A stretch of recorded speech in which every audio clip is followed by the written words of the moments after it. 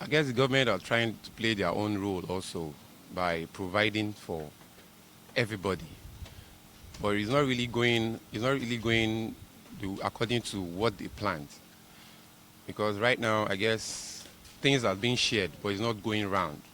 But the little that has been given out, I guess one or two can just manage it for the time being. Because I guess someday this sickness out there is going to come to an end and everything is going to go back to normal. I guess we all Nigerians have to just come out there and pray that things should just go back to the normal way it has always been. Because it's not the fault of the government of what is really happening, and it's not the fault of the people at home also sitting down. Because the more you say let's go out there and daily activities, we don't really know you don't know who and who is being infected.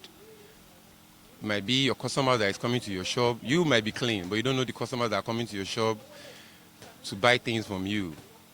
And what would be your joy whereby you left a family of 8, 9, 10 at home, you clean going out, and you're coming home being infected? Are you not putting your family at the risk?